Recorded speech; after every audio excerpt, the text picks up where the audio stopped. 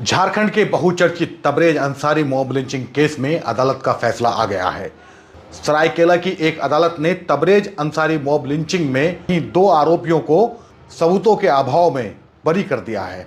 तबरेज अंसारी की mob lynching ने समाज और देश को झकझोर कर रख दिया था। इस मुद्दे को संयुक्त राष्ट्र तक में उठाया गया था। वहीं प्रधानमंत्री नरेंद्र मोदी ने संसद में भी इस मुद्दे का जिक्र किया था। 2019 में 17 और 18 जून की दरमियानी रात को तबरेज अंसारी को चोरी के आरोप में पेड़ से बांधकर जानवरों की तरह पीटा गया था। उससे धार्मिक नारे लगवाए थे और उसके बाद उसे पुलिस को सौंप दिया, जिसके बाद अस्पताल में इलाज के दौरान उसकी मौत हो गई। तबरेज अंसारी की 27 अप्रैल 2019 में ही शादी हुई थी और 17-18 जून की दरमियानी रात को उसके साथ में यह हादसा हुआ, जिसके बाद उसकी जान चली गई। इस घटना ने झारखंड समेत पूरे देश को झकझोर कर रख दिया था। दिल्ली के जंतर मंतर पर इस मॉब लिंचिंग के खिलाफ सामाजिक कार्यकर्ताओं और दूसरे मानवाधिकार कार्यकर्ताओं ने बड़ी संख्या में इकट्ठे होकर प्रोटेस्ट किए थे, प्रदर्शन किए थे, जिसके बाद इस मामले को कोर्ट में ले जाया गया। अब जो फैसला आया है, इसमें अदालत ने तबरेज अंसारी लिंचिंग के 2 आरोपियों को बरी कर दिया है, वहीं 9 आरोपियों को हिरासत में ले लिया है। तबरेज अंसारी मॉब लिंचिंग के वो आरोपी जो जमानत पर बाहर चल रहे थे, उन्हें आज हिरासत में ले लिया गया है।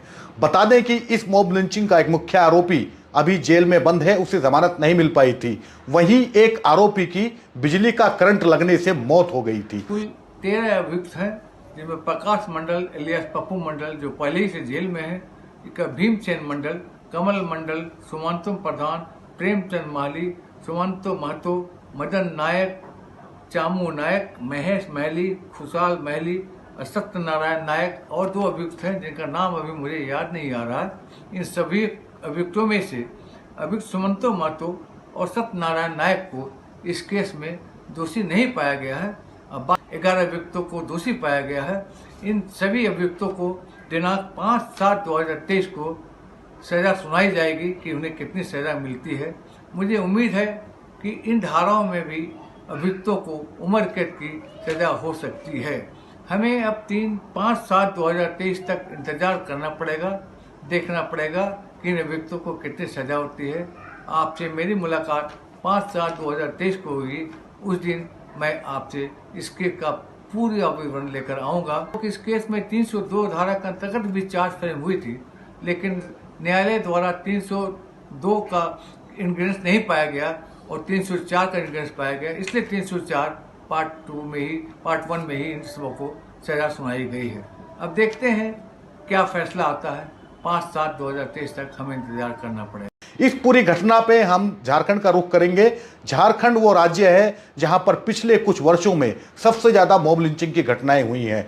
मॉब लिंचिंग की घटनाओं को प्रमुखता से कवर करने वाले सरताज आलम का इस पे क्या विचार है, ये हम आपके सामने रखने जा रहे हैं।